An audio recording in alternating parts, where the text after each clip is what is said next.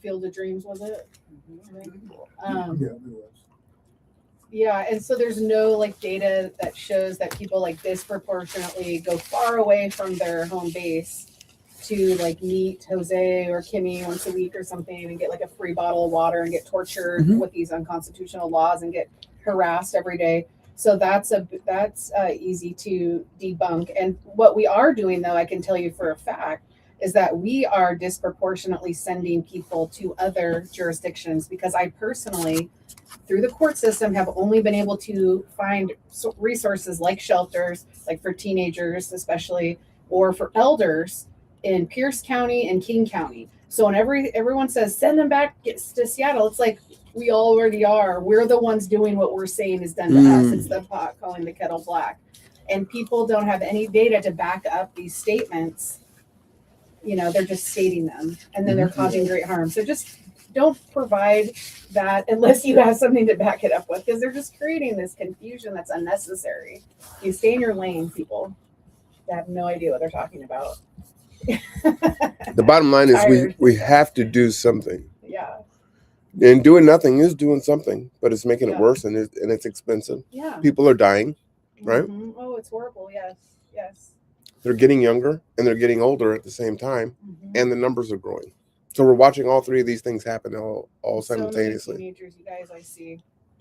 It's ridiculous. It's sad. And then once they're on the street, like you were talking earlier about, one of you were about seeing someone and then how they got worse over time. Oh, you know? yeah. And so it's like I've literally been downtown just like contemplating, like watching like a National Geographic movie or something. Like I'm like the bystander, like watching this situation unfold, and you see teenagers come in and you're just like trying so hard to call for resources. Oh, this shelter's full, this aunt doesn't want them in the house for whatever reason, or this whatever reason it is. And then the next day they look a little hair messy, and then you see them in a week or two, and a lot of times they're getting tossed around. Well, think about it like this. Let me just frame it this way, right? So, because I talk to a lot of folks, and they'll say, "Hey, I've got a teenager or a young adult, mid-20s, but usually it's a teenager, somewhere between 16, 19, and they're not following the rules, and they're struggling with addiction or alcohol, and they're in the street because they can't be home, they're stealing or whatever, they're just causing turmoil, and there's other kids in the house, and so they're out in the street, and they look regular." But the more time that they're out there, right, you're watching the deterioration, right? They look regular. They look like they were just in high school. And in a month or two, they get acclimated to the world in the street. And then you're like, man, I can't help them. And you hear it all the time because you hear these stories, these testimonies from folks that are like, yeah, I don't really want to help these folks, but I also have a kid that's out there. So I get it. But they just can't be in my house, right? But your daughter who can't be in your house, if she could have got help by month, week 2, week 3, she might have been okay. But now that it's month 4, now she's doing sexual favors. Yeah. Right? And brain damage is setting in from drugs if they're doing that. And irreversible often. Now when she comes out of it, she's going to have to deal with that trauma. If she even comes out of it. And maybe she comes out of it in her 30s or her 40s. And she's going to have to deal with that trauma for the rest of her life. But she's been in a living nightmare and a hell for 15 to 20 years. Is that really what you wanted for your daughter? Is that really what you wanted for your daughter? That was preventable. And resources for parents are lacking too.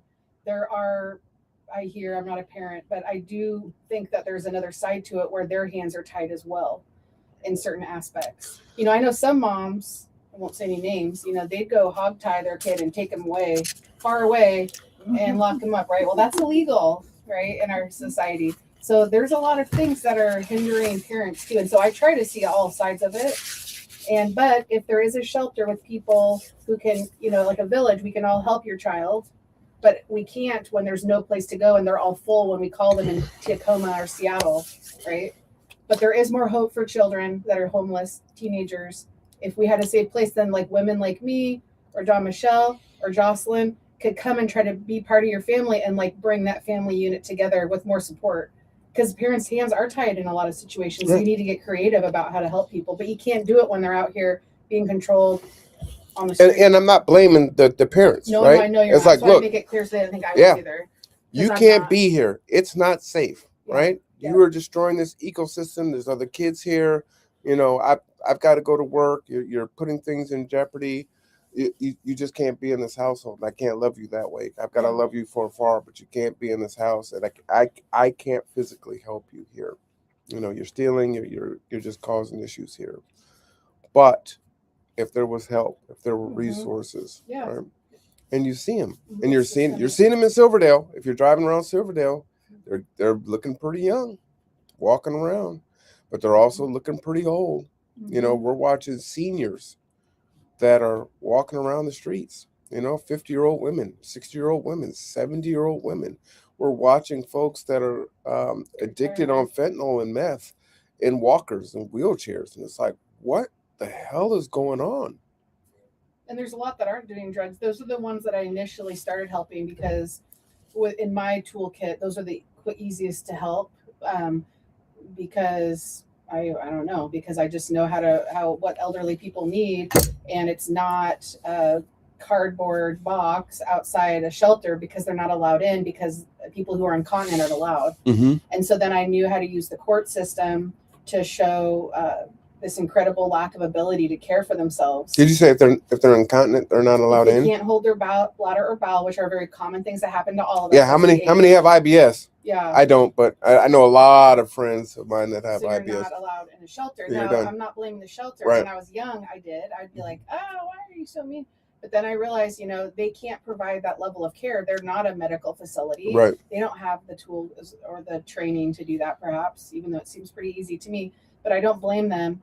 But these people, you could go to court and then you could find adult family homes. But over time, the laws have made it harder. So like if I wanted to do it today, it would nearly be impossible for me as a working full time as another job, because the person who petitions the court now has to also like find the resources, have a network of adult family homes.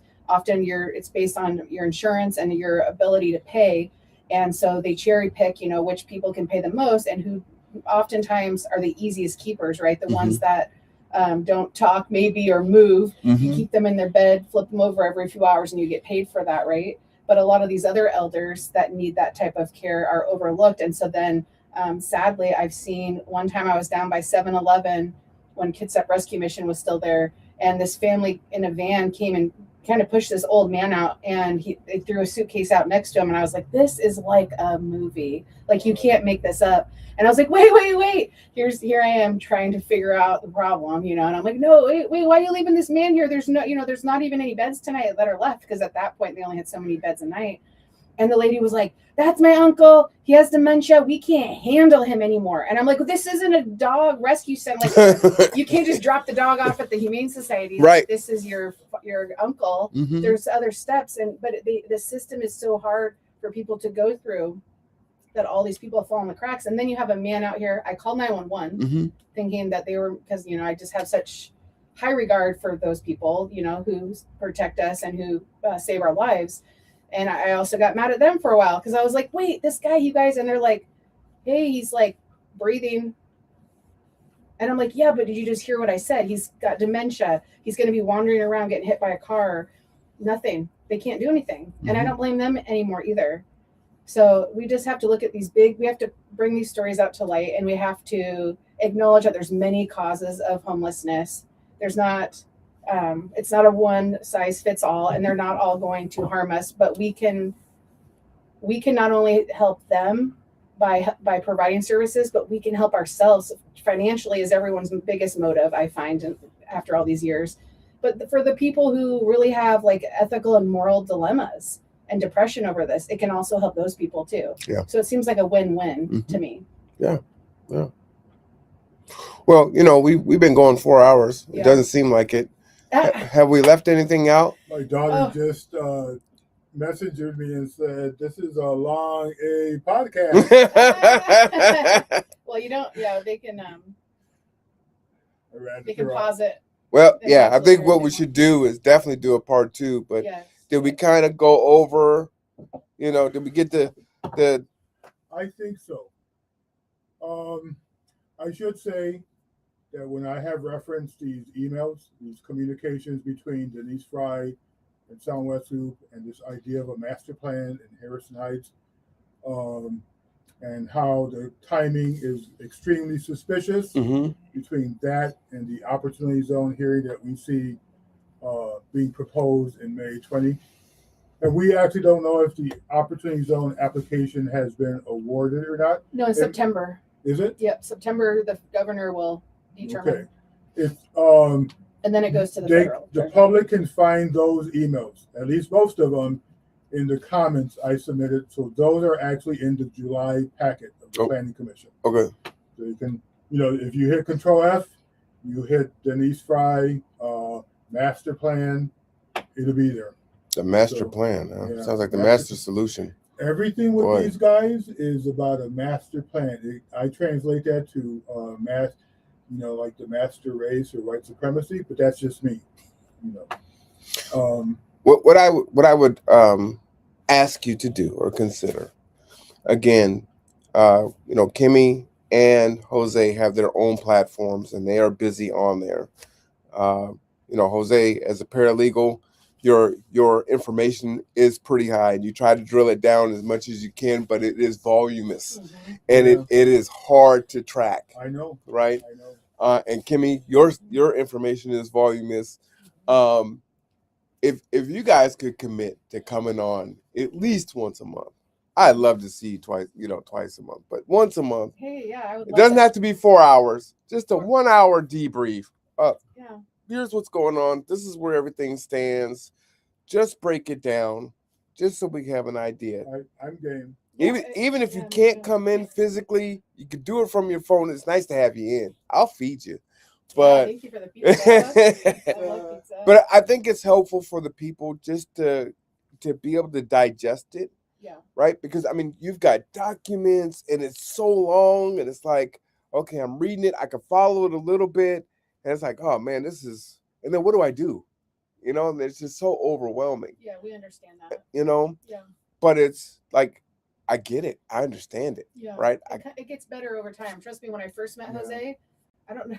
If you're still here in the chat, if you could put a 1, if you want to see these guys on at least once a month, that'd be helpful. I cannot believe I got on your show and I actually got to talk about the public trust doctrine. Yeah. Like, do you know how long I've been wanting to talk about that? Yeah, it's amazing. It literally, if you Google Juliana the washerwoman, remember you ever see the movie Braveheart? Yeah. Well, the king in Braveheart is King Edward I, Longshanks, his cruelty was legendary, but he also believed in orderly law. Because if you have a kingdom, you want order to rake in that money, right?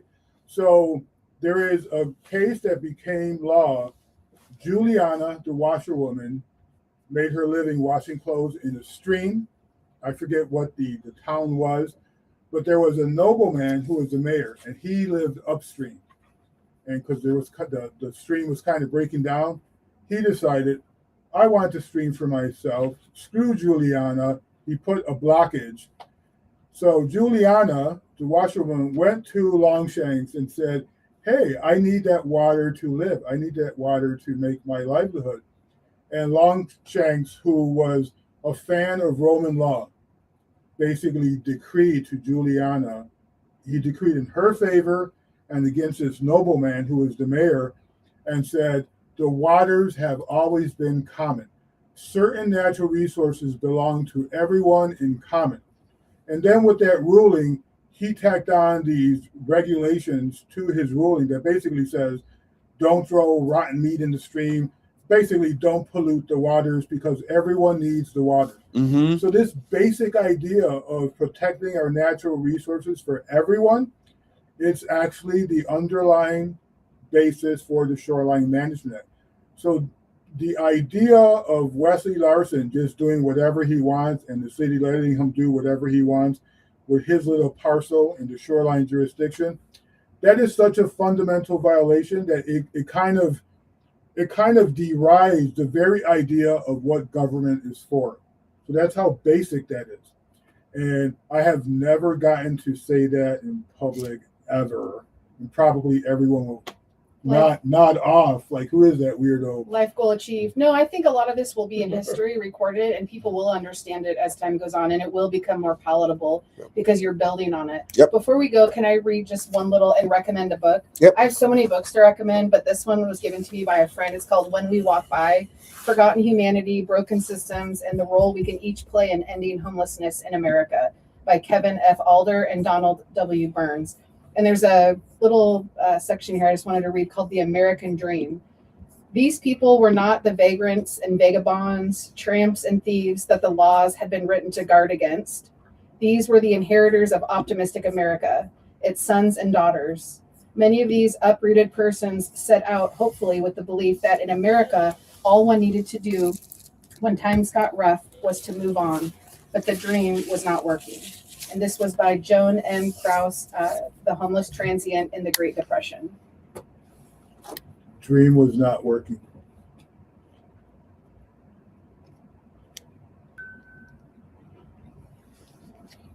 The dream was not working. But we can do that. We can restore it. I think so. So do I. We can at least, take steps. It does. What's happening here is really almost medieval. It's like an all or nothing. If you can't let us developers have our way, we'll take everything away from you. That's really what it feels like. There's no reason for this to be happening. It's absolutely unconscionable. And it is illegal. This is not like what America is supposed to be. It really isn't. That's why more people are waking up. And if you haven't, for those of you that are new to the channel, last Friday, I had Kathy Lustig on, Save in a Tie. And that is a really important episode about our water and how finite it is here on the peninsula. And with all of this development, our water table is not going to be able to recharge. And that is also quite the concern. And they are also letting developers overdevelop. And that is quite the issue. And, while they are definitely encouraging all of these wealthy folks to come over here to the peninsula, I think they're kind of selling them a bill of goods, like sell the property and then, folks are moving away. So, check that out. It's literally, let's just get the money and run. That's really kind of their attitude. And so we have to speak out. That is connected to the public trust doctrine. Mm-hmm. I have to tell you, the Oyster Bay gas station, what a fiasco that is. That's right up Kathy Lustig's alley. Mm-hmm. This is a gas station on top of a cliff. It overlooks Oyster Bay. So benzene, which gas stations produce, is heavier than it flows down. In addition, it's a sensitive area where there could be landslides. So what the DCD agency has done with the Oyster Bay gas station is basically to again violate the Shoreline Management Act. And so they've kind of rubber stamped it. And I really don't know what to do with that because the city is determined to do its thing. But that is another example of a violation of a fundamental state law, of a fundamental public trust doctrine. They just do whatever to make sure that the fat cat developers get their way.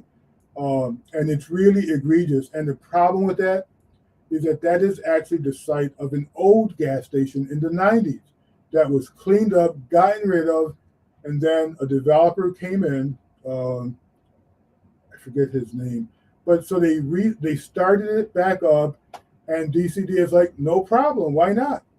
So the idea is that when we take steps forward for the environment, that you never go backward. Mm-hmm. If you improve the environment, then stop. Don't go backward. That is actually a giant step backward. And when you have benzene in the environment, that causes deformities. It destroys the waters.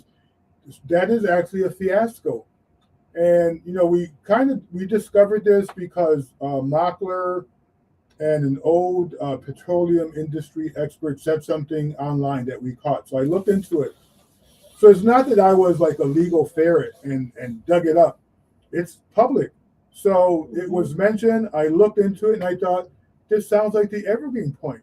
This is in the shoreline. It's supposed to be a protected area.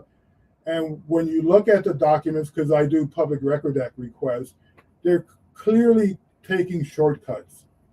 This is not a place where a gas station should be because it's a fragile, the shoreline is fragile. Same thing like Enitai. Mm-hmm. It's fragile. When it's gone, it's gone. So the law protects it in a special way through the Shoreline Management Act, which means that the public should be involved in decisions that affect it. It's called the cumulative impact. There's supposed to be a cumulative impact analysis, and the public gets to weigh in.